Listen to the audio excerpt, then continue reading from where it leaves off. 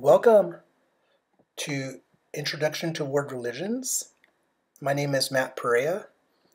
I look forward to getting to know some of you throughout the semester, whether it be through Zoom office hours, emails, text, phone conversations.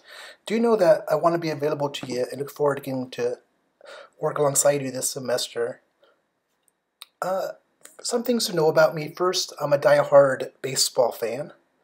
This photo here was taken at Dodger Stadium last year. It was taken when the Oklahoma State Cowboys came to Los Angeles to participate in the Dodger Town Classic. I'm here with my grandmother who raised me on baseball and made me into the diehard baseball fan I am. And I remember I received the invitation to come teach religious studies at Oklahoma State University the week before the Cowboys came to Los Angeles for the Dodger Town Classic. So I was super excited, naturally, to go to the game, sport my new jersey, put on my Dodger hat, and watch the 9 innings with my grandmother in the front row. So it was very fun. As far as education, we're all shaped, right? We're all shaped by those communities that we've inhabited and those places that we've inhabited where we've learned. They've shaped us for better or for worse. And just thinking back, as far as credentials are my story, I started off my education at the University of Washington in Seattle. I'm from LA, but we moved to the Pacific Northwest when I was about 19, and I started at University of Washington wanting to be a PE teacher and did an undergraduate degree in psychology.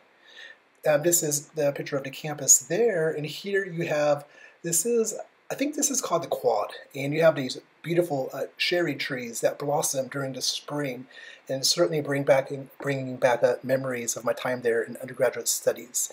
From there, I decided not to become a PE teacher and wanted to go into ministry. So I attended Fuller Theological Seminary, which is located in Pasadena, California, and I completed my Master of Divinity degree.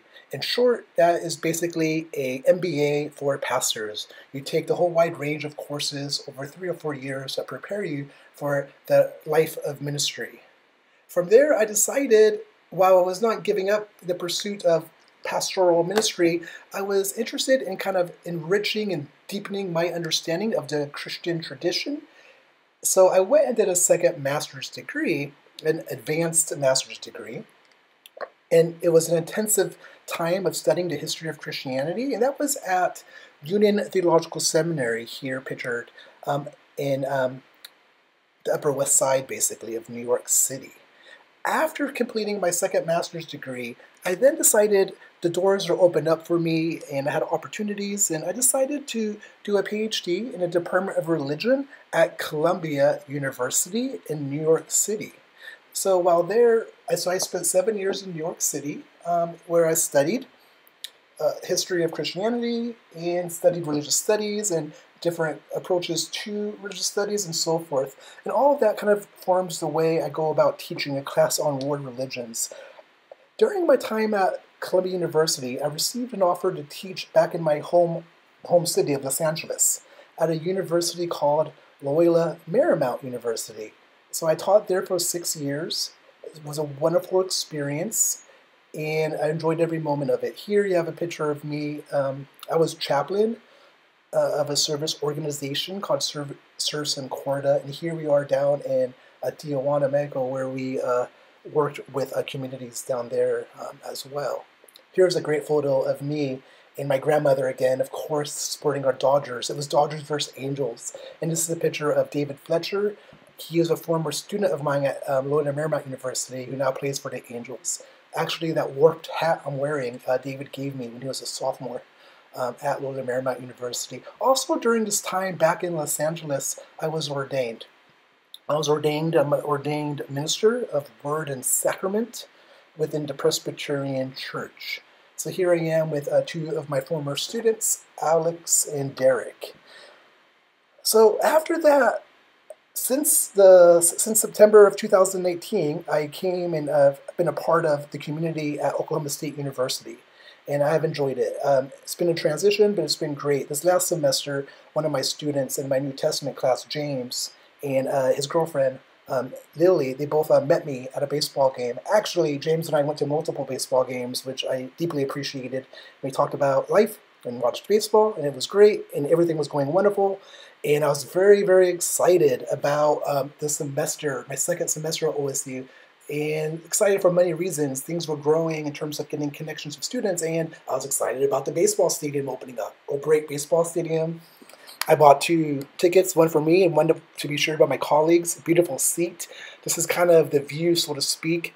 This is the view from the seats that we purchased at Albright Stadium, the brand new stadium, which of course the season was canceled, which is unfortunate but necessary. And here we are now, pressing onwards. But I look forward to that stadium being open next year. So anyways, that was just a little bit about me. I don't know. I think just because we're meeting online, it would be useful for you all to get a little bit about me in some way. And I'd be happy to meet, via Zoom or, FaceTime, whatever, and have more face-to-face contact.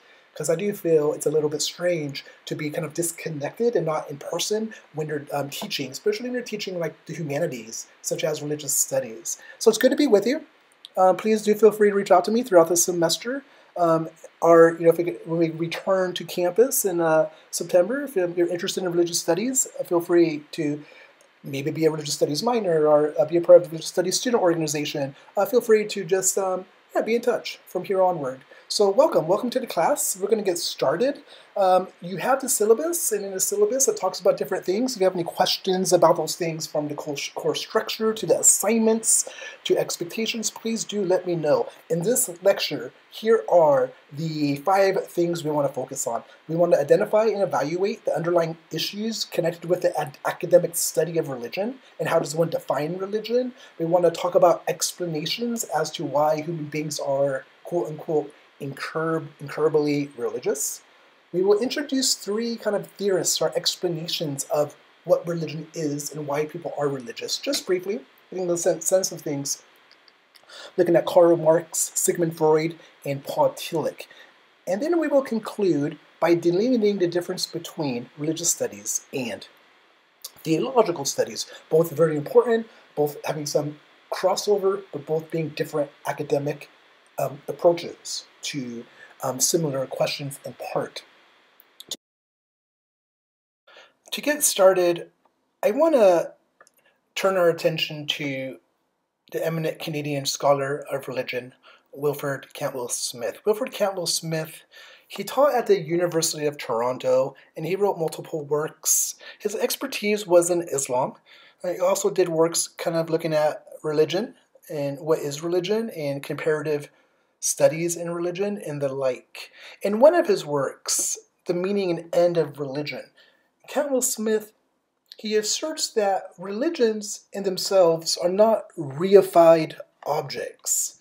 That is, you understand, right? They're not set in stone. They're not reified. They're not petrified. That religions are living. That religions operate. That religions function within the lives of the communities who participate, interpret, practice, have these rituals and so forth through these religious traditions. So that's important. We'll see that in our time together that these religious traditions we look at, each of them has diversity and fluidity within and across them. So Wilfred Cantwell Smith, again, wrote multiple works such as Towards Award Theology, Faith in the Comparative History of Religion. He wrote works on Islam, and as I mentioned, he wrote a book titled The Meaning and End of Religion. And he famously said, normally persons talk about other people's religions as they are, and about their own as it ought to be. I'm not sure what you think about this quote, but for me, it hints at the tendency for us to see nothing but the good within our own religion, and then maybe kind of look at those things within other religions and not be as forgiving, just being more maybe even dismissive. And from the point of view of someone who is engaging in religious studies and generally trying to understand the other, the other culture, other tradition, it's necessary that we do our best to try to check our biases, check our prejudices, insofar as possible, not to forfeit our religious belief or lack thereof, but to at least recognize how our religious belief or lack thereof informs the way that we assess not only our own traditions, but other traditions. So that's super important. That's an ongoing work for those who pursue and do religious studies.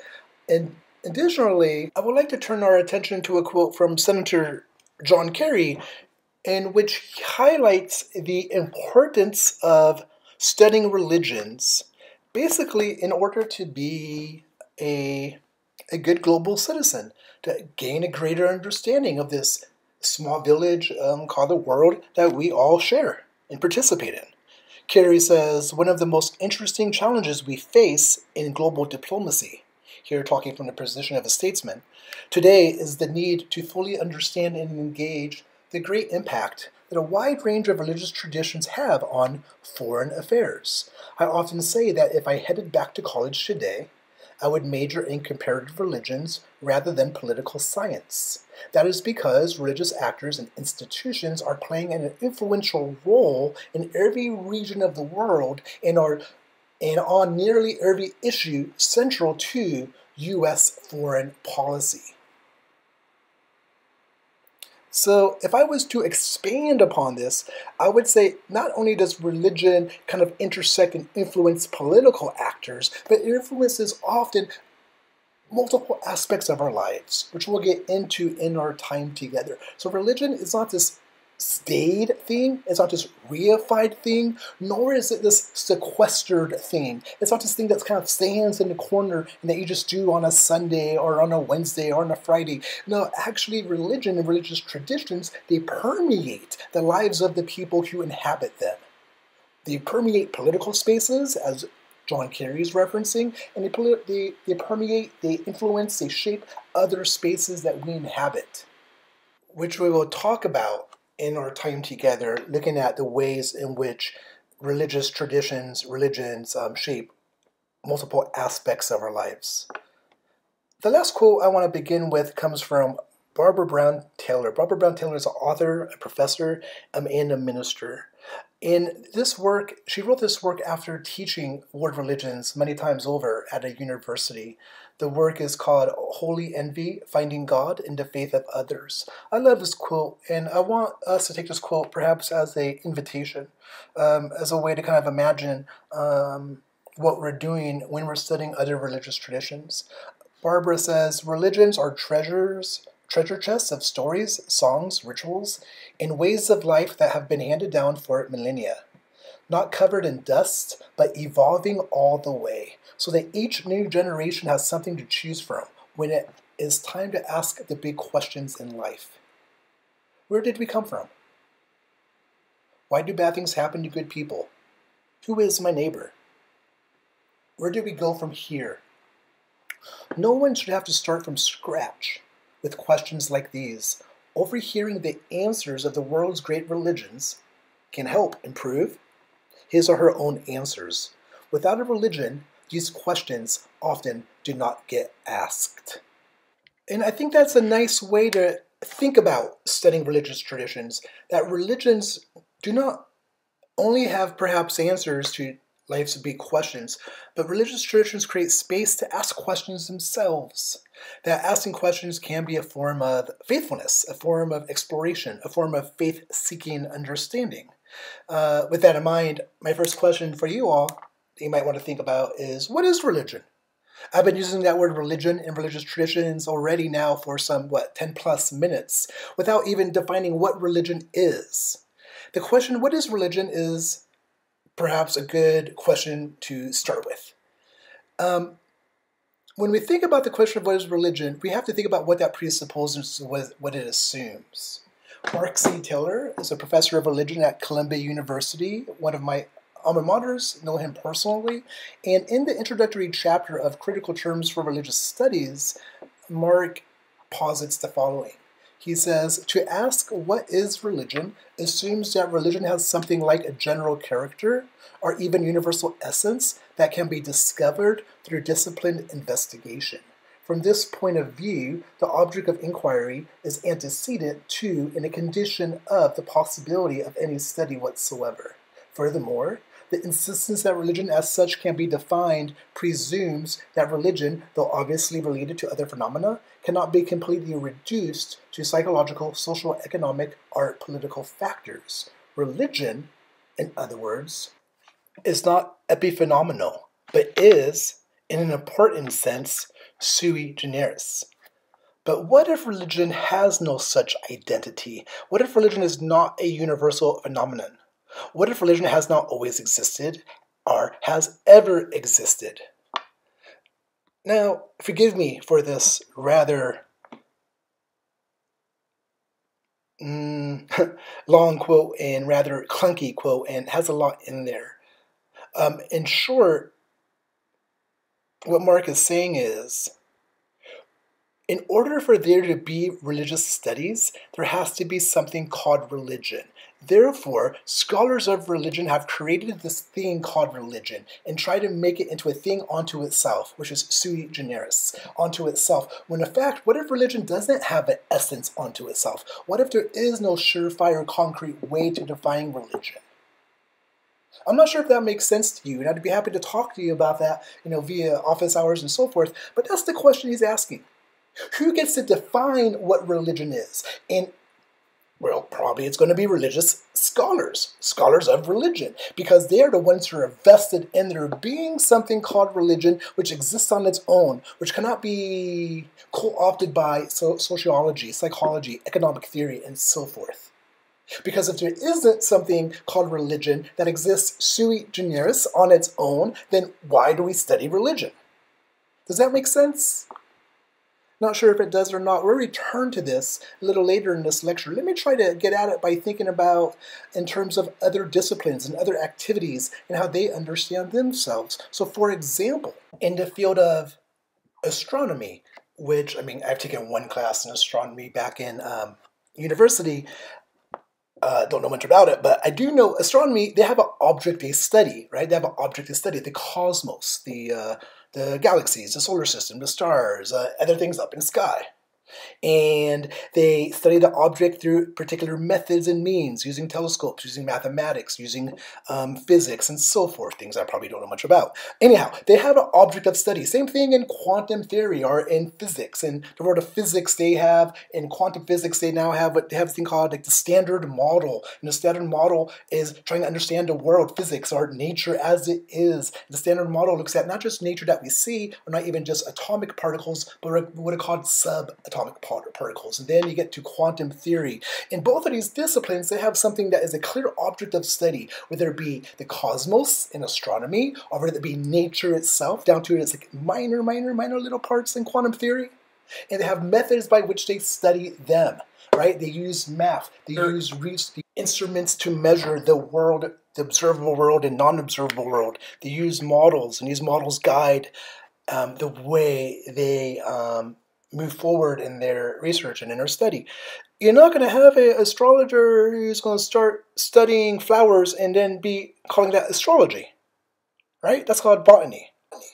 Or, for example, someone who studies animals and livestock and so forth, they're not called a quantum physicist, they're a zoologist, or maybe a veterinarian. In other words, different disciplines have different objects that they study and different methods by which they study. And it is useful when a given discipline has a concrete object of study and has concrete methods and questions that they bring to the study of the said object.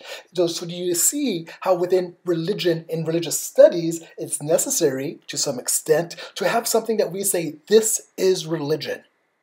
And this is for us to study. Botanists don't study the cosmos. Astronomers don't study the flowers. And okay, so what is it that is exclusive for scholars of religion? What is it that scholars of religion could study and say this is for us to study and for us to study, relatively speaking, alone? This is the territory of religion. This is what academic disciplines do in part, right? They carve out their territory and then they try to defend why this particular territory, this particular area is worth inhabiting and worth studying and worth understanding. This is what emerges when you get the rise of the academic disciplines after the Enlightenment in the 18th century. So the question is, what is it that belongs to and is the property of the scholar of religion? How do we define that said thing? So that leads to the natural question, what is religion?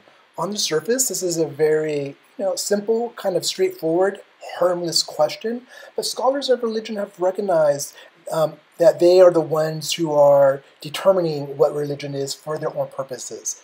So, for example, Winston King, he says, the very attempt to define religion, to find some distinctive or possibly unique essence or set of qualities that distinguish the religious from the remainder of life is primarily a Western concern.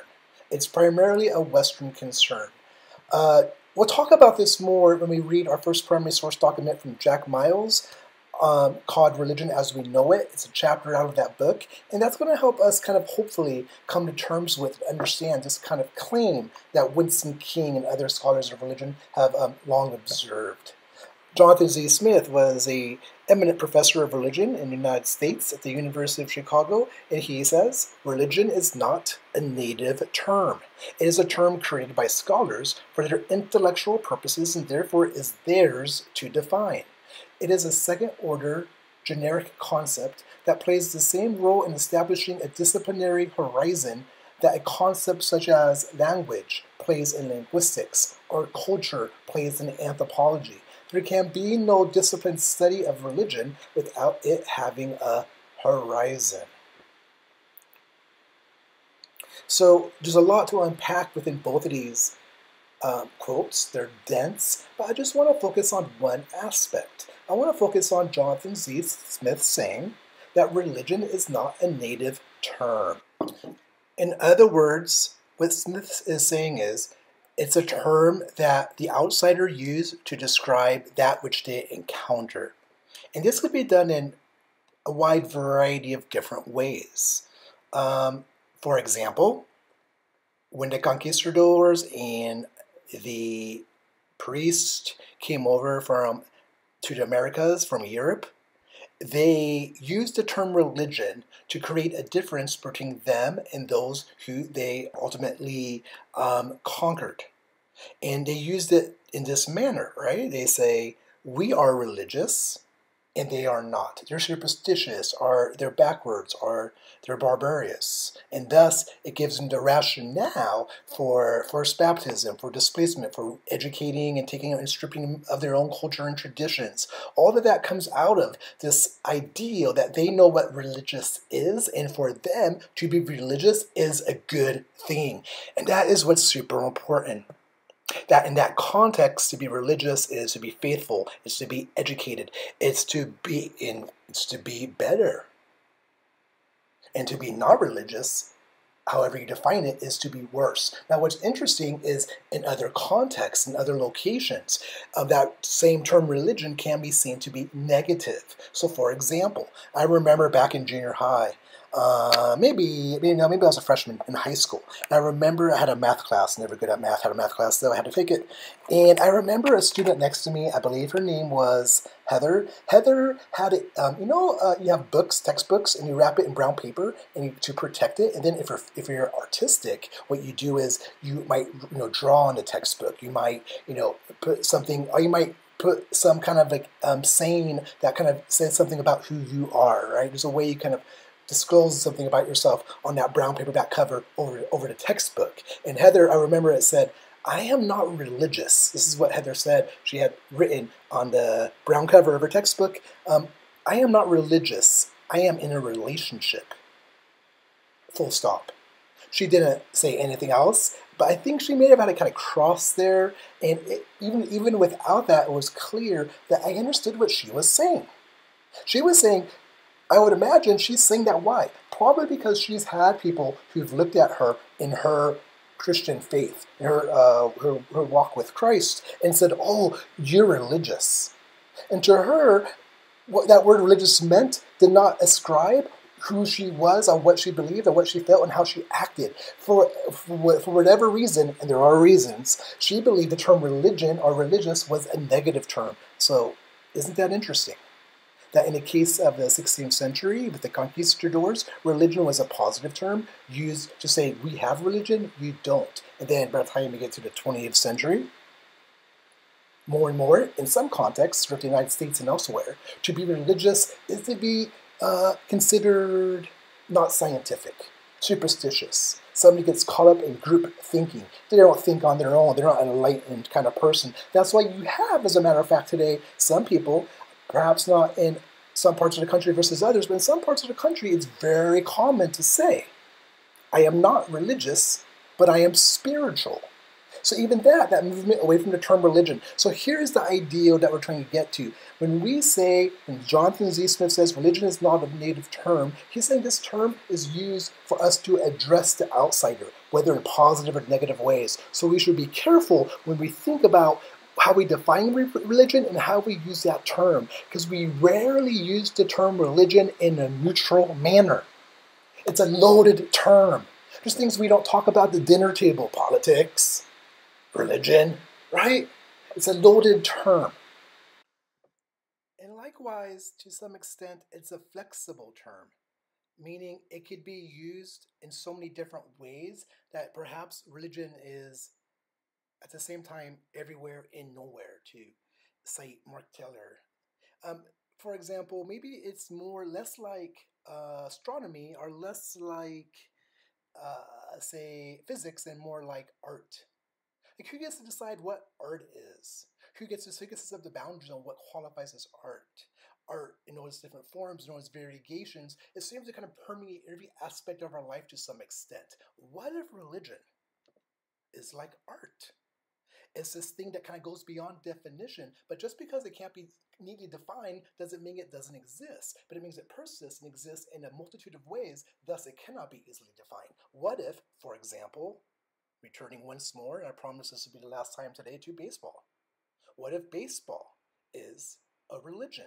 Who could decide that? Or if you wanted to argue it was a religion, how might you go about arguing that? Well, you might say, religion and baseball have their own traditions and songs, such as Take Me Out to the Ball Game is like perhaps a hymn.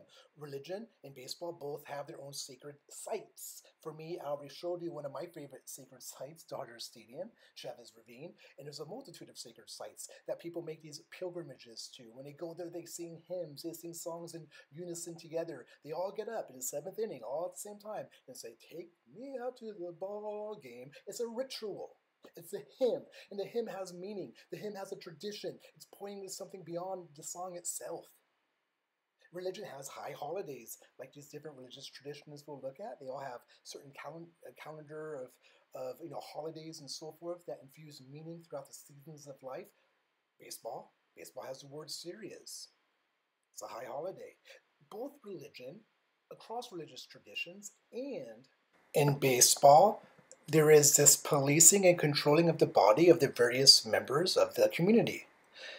Within baseball, for example, there is this emphasis on if you took anabolic steroids, the punishment is you will not be ever remembered forever within the tradition going on for eternity. It's called a Hall of Fame.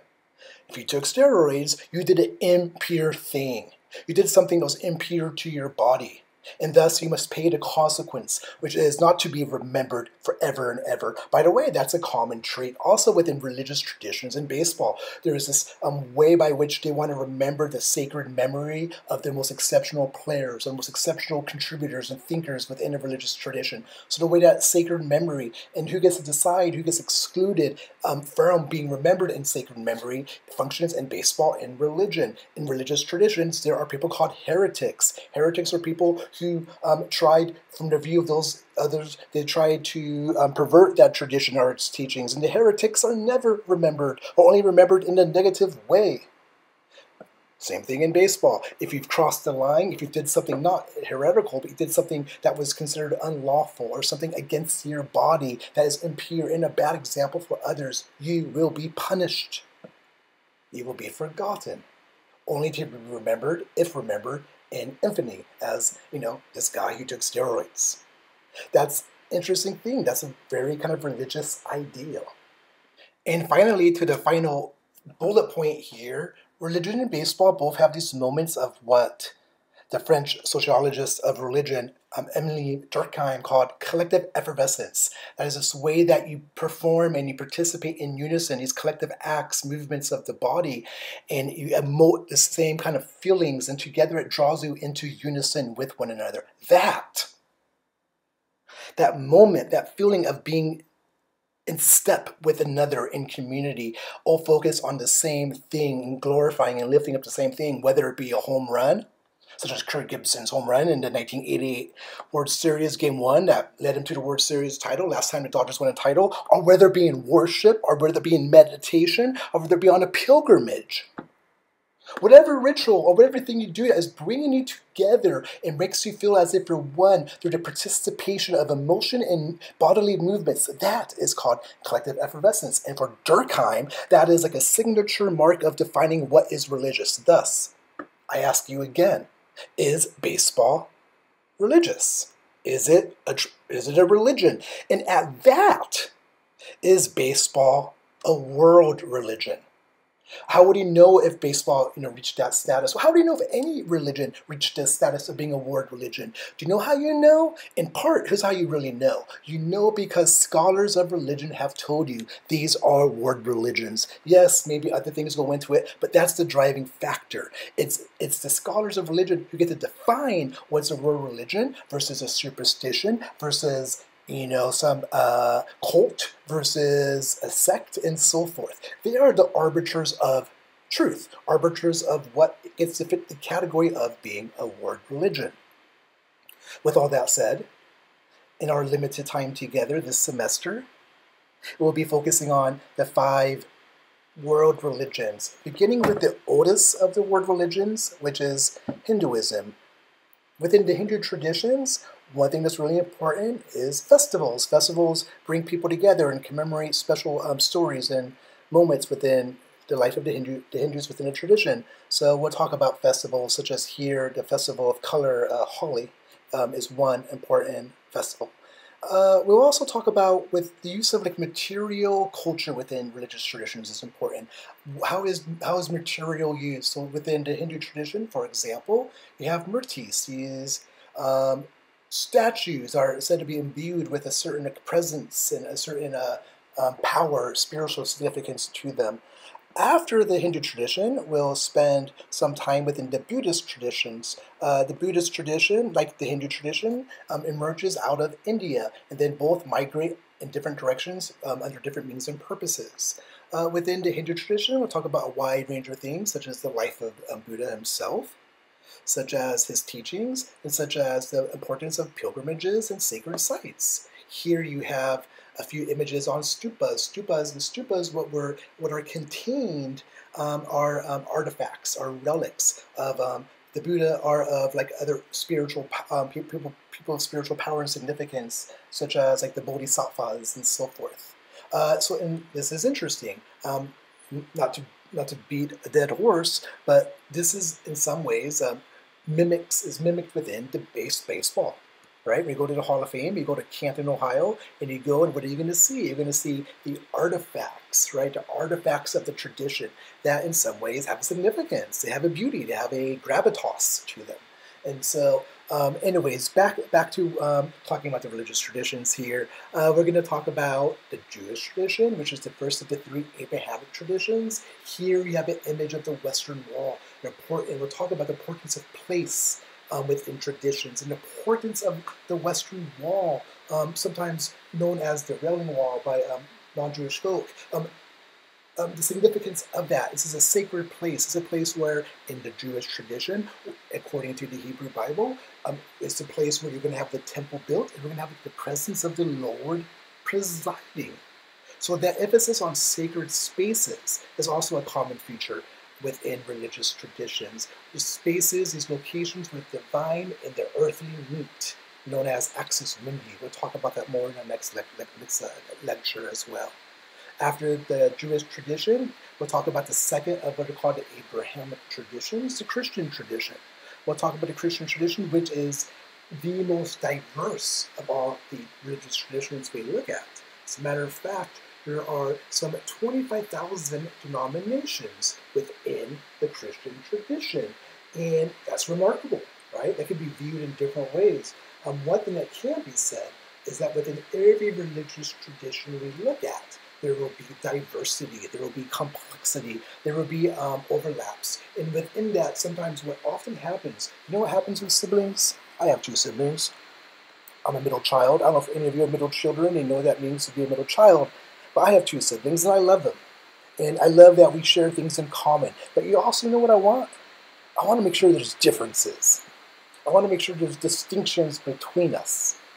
You know what I mean? And this is what you see, in fact, in religious traditions. Within religious traditions, often there's these shared commonalities amongst the different movements, sects, denominations, whatever term we use within them. And what they do is have commonalities, but what they emphasize is the differences, Why? Because they're motivated for purposes to create distance and difference. And when one creates difference, when one creates difference, it's rarely a neutral thing. Usually, the one who is creating the difference is doing so for political and strategic means. In other words, to say we are better than that which we are different from. So, you'll see this in the traditions. The Protestant tradition in the 16th century. Prior to that, you just had in the West, you had Roman Catholic Christianity. We have the Protestants saying, yes, we adhere to the same scriptures. We all believe that Jesus Christ is Lord. We hold many of the same traditions. But here's where we're different. And we're going to emphasize those differences in order to say we're better. This is a common theme within religious traditions. Of all the religious traditions we look at, the Christian tradition is the most diverse, or maybe the most fractured, for a wide variety of reasons. Not just doctrinal reasons, political reasons, economic reasons, racial reasons, gender reasons, other reasons. So we'll talk about the Christian traditions. After that, we'll head out and talk about the third of the Abrahamic religious traditions, Islam, the Muslim traditions, in all their beauty. Talk about Muhammad and the importance of Muhammad within this tradition. We'll talk about how the Islamic tradition connects to the Christian and Jewish tradition. So, for example, perhaps I don't know if you know that within the Quran, Jesus was born by the Virgin Mary. And within the Islamic tradition, Muslims believe that when the day of judgment comes, Jesus will come back and be a part of judging. And so this is an interesting thing you see from one religion to the next. We'll talk about that. We'll talk about the importance of Muhammad and the importance of the 5 pillars of Islam. And then, of course, we'll talk about some of the differences and distinctions within the tradition and some of the underlying beliefs and some of its commonalities and differences with the other 2 Abrahamic religions, the Jewish religion, Jewish tradition, and the Christian tradition. We want to conclude with 2 more questions, one being, why are human beings religious? And the other one being, what is the difference between religious studies and theological studies? So first, to the question of why are human beings religious? We all could come up with different answers, and it would be interesting to hear, but we want to listen to a couple thinkers, theorists on this question who took more maybe a skeptical understanding of why we are religious. The first is Karl Marx. Karl Marx was a philosopher. He was a historian, political theorist, who called upon, in his modern context in Prussia, the nation state in which he inhabited, he called upon the people, the working class of Prussia, what he calls the proletariat. He calls upon them to rise up and to revolt against these oppressive powers that is the Prussian state. And in the midst of his writings, within a couple of his writings, such as within his critique of the left, he talks about how religion is used in order to kind of suppress, to kind of stymie, mitigate the suffering of the people. It's interesting because on the one hand, Marx wants to say religious suffering is at the same time an expression of real suffering and a protest against real suffering. So I think in part what he's saying is Religious suffering, it does have an element of being birthed out of some real place of suffering. But at the same time, it only allows so much. It wants to rationalize the suffering and lessen the suffering so that we do not rise up against the structures that have power over us. So if you look at, for example, say the Christian tradition in the Epistle of James, it says, consider it pure joy when you suffer. So there's emphasis within religious traditions to try to rationalize, try to minimize the suffering and the importance of suffering, and even calling suffering good. This is an example of what Marx has a problem with. Because Marx wants the working class to rise up against the economic, political injustices they face.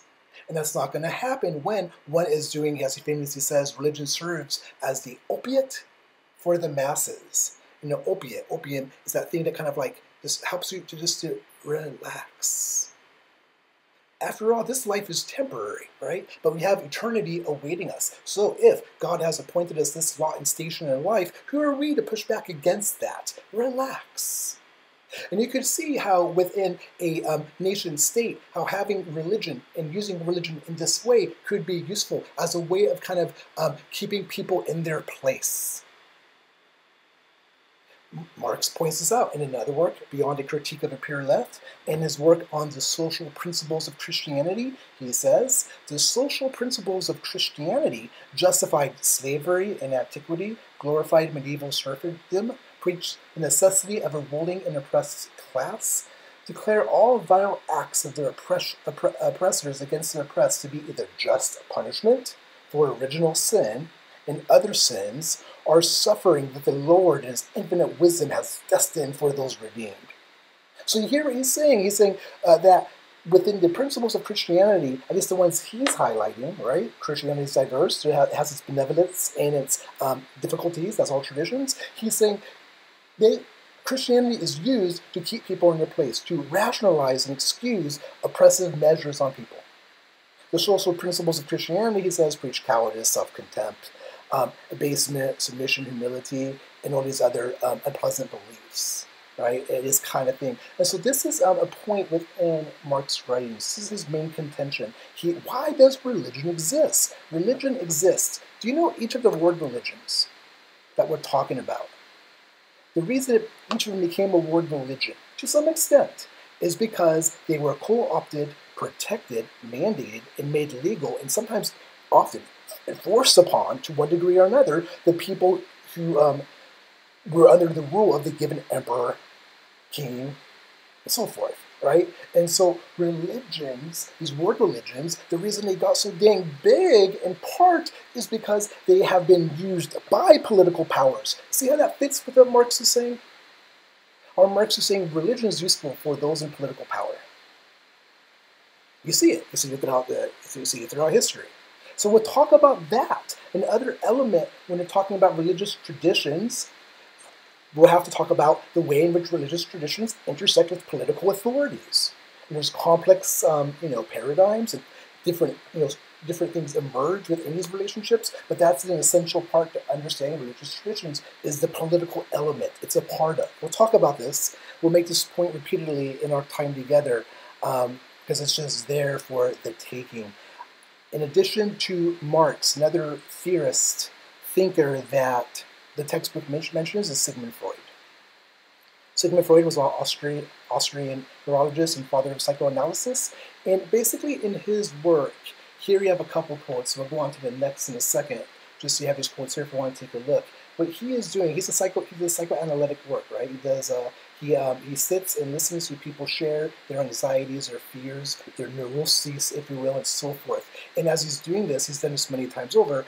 He's a leading psychiatrist in the psychoanalytic tradition. He is recognizing that there is this neurosis, this thing that is connected to the religious, to the need to be religious. For him to be religious, our religion is an illusion. It's infantile. It's this kind of projection onto the universe writ large, just things that are missing in our lives that we wish our fathers gave us. For him, it's an infantile thing. So here in civilization in its discontents,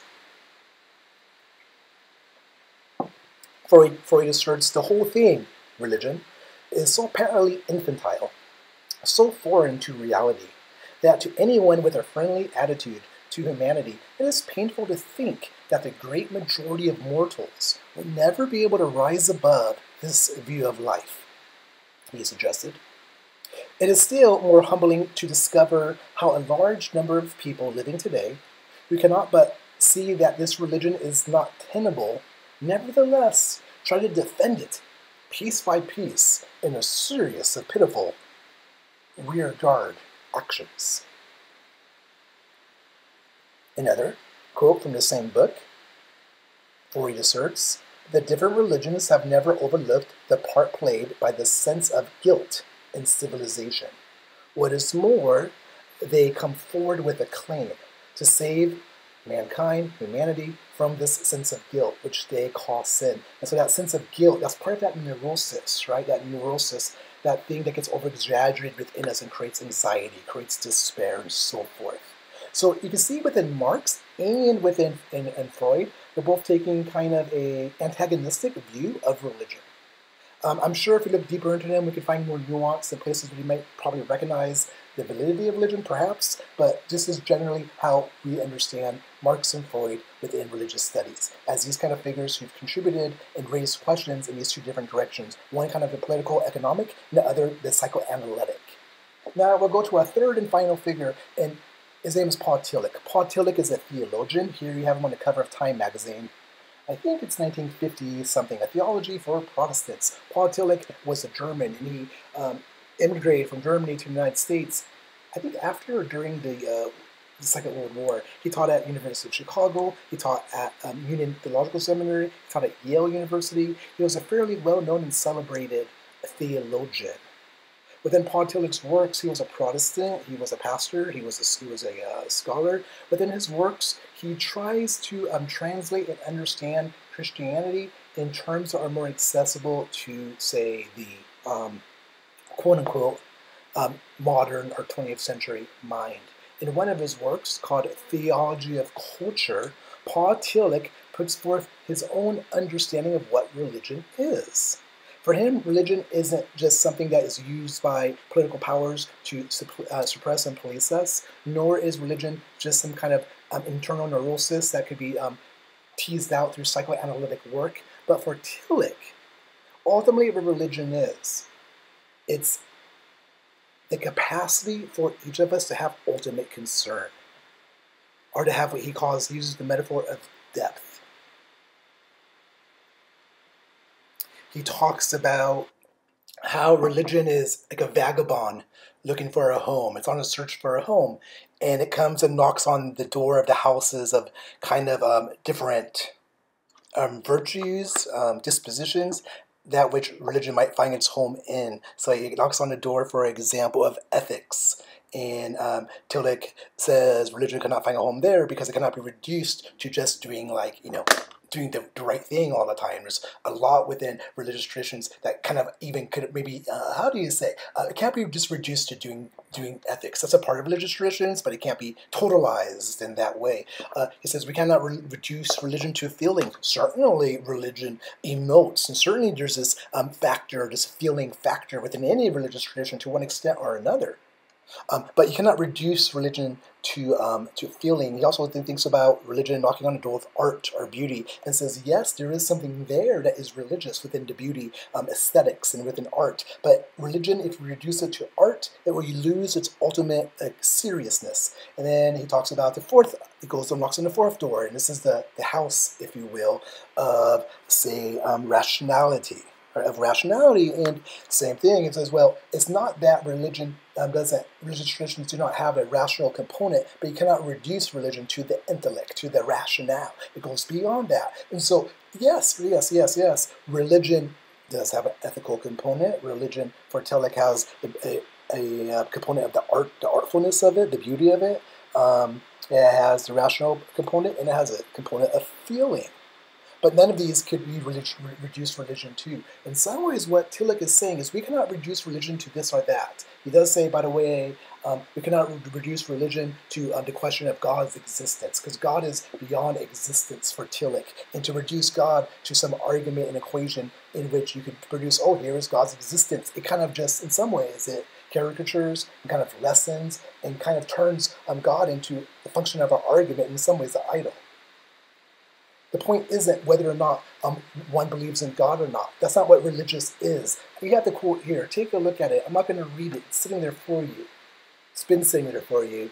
And take a look at it. But here's what he's going to say. I'm going to paraphrase. He is going to say, Tillich is going to say, actually, the question of whether one believes in God or not God is not where one should turn to understand what it means to be religious. What it means to be religious is to have, use the metaphor of depth. Think about the human condition and how so much of life can be led to one level or another, out of necessity perhaps, and kind of the superficial level, kind of this robotic level, getting in, day out, doing what we have to do. You get up, take a shower, you make breakfast, you go to school, you study, you do this, you go have a little fun, you do that, you do this. But it's all kind of, there's a lack of depth, perhaps. What's interesting is Tillich is saying the religious dimension of the human life, it's that he wants to say in part, it's a capacity for us to have depth. Like we could care and we could think deeply about things. We could believe deeply about things. And that cuts across the religious traditions.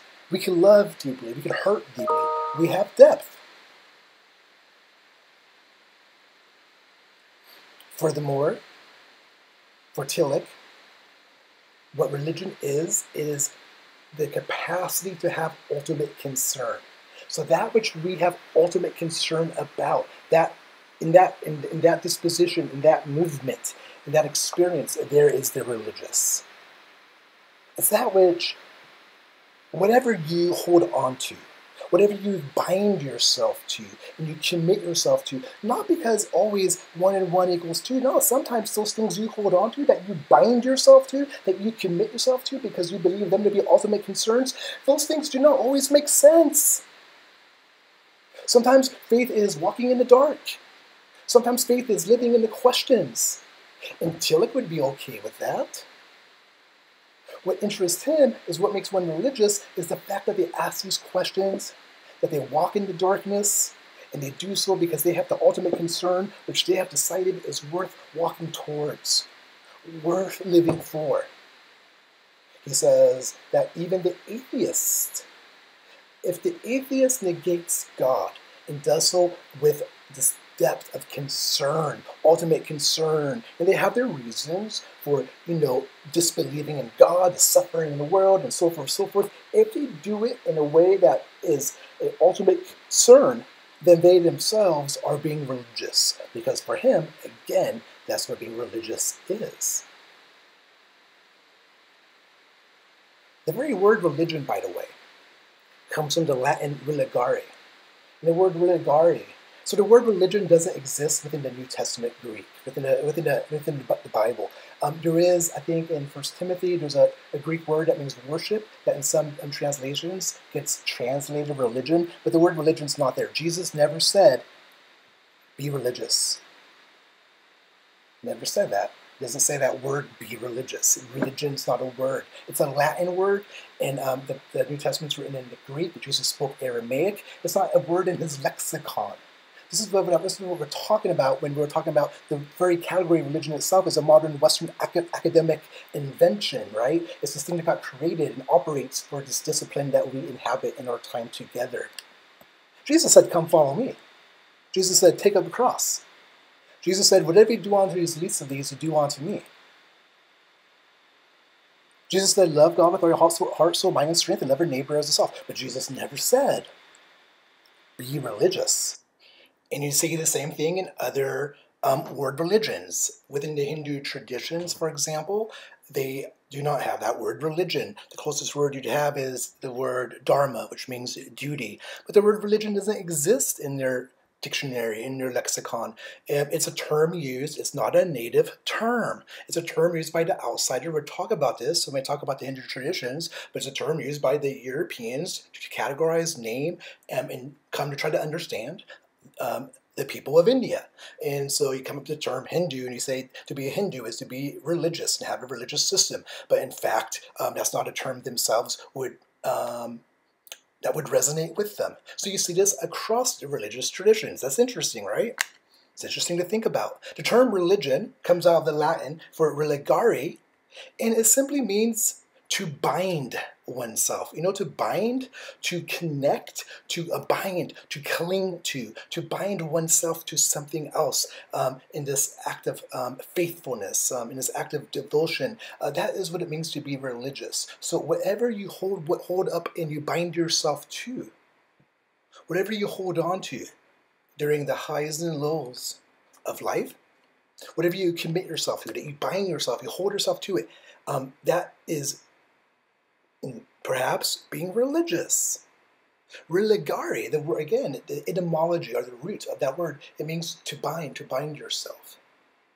I want to conclude with contrasting religious studies and theological studies by first lifting up a quote from Professor Russell T. McCutcheon, who's a professor of religion at University of Alabama. So making the distinction between the two categories. The academic study of religion is fundamentally an anthropological enterprise. That is, it is primarily concerned with studying people. Anthropos is an ancient Greek term meaning human being. Logos means word, or irrational systematic discourse. Their beliefs, behaviors, and institutions, rather than assessing the truth or truths of their various beliefs or behaviors. An anthropological approach to the study of religion, which is not to say that the study of religion is simply a subfield of anthropology, is distinguished from a confessional, religious, or theological approach. Theos, which means in the ancient Greek God, deity or God, and the word logos, theology, logos means reason, by the way, which is generally concerned with determining the nature, will, or wishes of a god or the gods. Traditionally, the term theology refers to specifically Christian discourses on God, though the term now generally applies to either any religious's own articulate self-study or to its study of another religion, so such as evangelism or religious pluralism are examples thereof.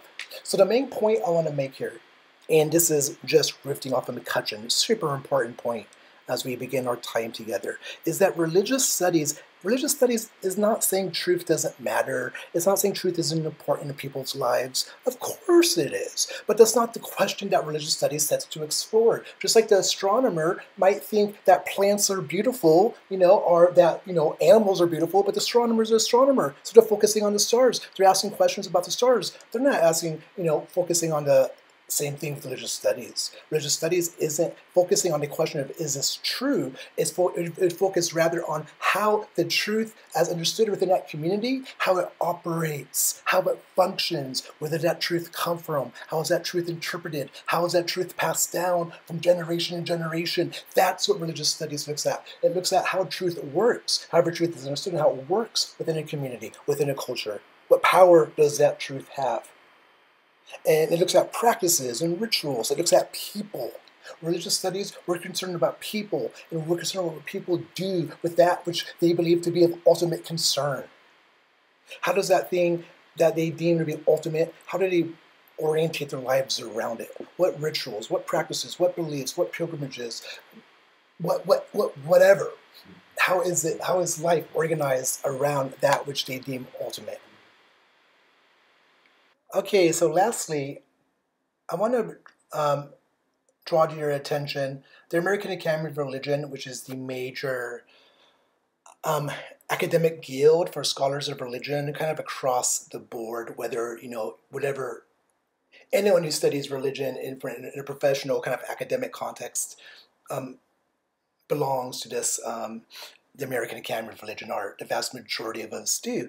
Anyways, the American Academy of Religion, it put forth these kind of 5 commitments that are shared amongst people who are engaged in religious studies. These are kind of 5 like underlining themes that people who do religious studies will kind of assent to. So yeah, these are true. These are kind of true maxims, if you will. So here they are. I want to conclude with this, and thank you so much for hanging in there during this first lecture. And again, if you have any questions, by all means, please do reach out to me. I would love, there's always more that could be said about any of the things that, are brought up within these lectures. These are introductory lectures. They're kind of like broad summaries pointing to different things to try to spark some interest, but definitely things can be clarified. So do let me know if you would like any further clarification or want to discuss anything brought up in lecture or the textbook. I'd be happy to do so. Okay, so to finish up, what are the 5 commitments that scholars of religion hold to, typically speaking, according to the American Academy of Religion? 1. There is a distinction between devotional expression of religious belief and the study of diverse devotional expressions. So there is this element of religious belief, expressing oneself religiously is important, but to study it, there's a difference. What is that difference? We could talk about it, think about it. Maybe the difference is that as far as possible, there's a different thing that the one who's engaging in devotional expression of religion, they're engaging in that practice of faith, right? The practice of faith, where the one who is studying these expressions is trying to be a little bit more objective, a little bit more detached. Maybe not too detached, that would be kind of boring. You want to be interested, you want to be engaged, but you are not coming at this thing in terms of like trying to like prove its truth or not, right? You're coming at it trying to understand how it's true and why it's true and how that truth functions within a given community. That doesn't mean you believe it or not, right? So there's a difference between religious expression, devotion, and studying those expressions. Religion is internally diverse. We talked about this. I mentioned there's 25,000 denominations in the Christian tradition. There's many different branches with the Jewish tradition that emerge after what's called the Jewish Enlightenment. We'll talk about that. There's diversity within any religious tradition. It's not just across the traditions, but within them. In part, in our time together, we'll do a little bit of work trying to point out some of these key differences and separations within some of the major branches or denominations within these 5 world religions. Third, religions are always evolving and changing. This goes back to what Cantwell Smith said, that religions are not reified objects. See, we study religions out of a textbook, right? Or we watch some video as if it's this moment in time and as this once and for all fixed. But we know that traditions are important and traditions are wonderful guides for people, but also traditions change over time. They get reinterpreted, reimagined to fit the given tradition. So for example, we'll see when we look at the Roman Catholic tradition within our time in the Christian traditions writ large, we'll see that there's a major event called the Second Vatican Council of 1962-1965, where they kind of updated, if you will, and as the Pope said, they opened the window and let in fresh air to kind of like return to the Christian tradition, the Catholic Christian tradition, and reinterpret some things or recast some things, or this, we'll talk about it. You see this across religious traditions, that they have a continuum through the passing on of tradition, and they're always evolving and changing over time.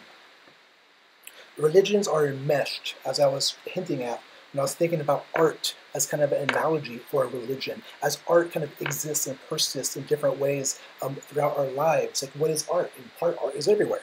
Same thing with religion. Religion, in part, is this thing that we could kind of define, but also it kind of exists in different ways, and it's enmeshed within the dimensions of our life. 5, religions do not exist in heaven.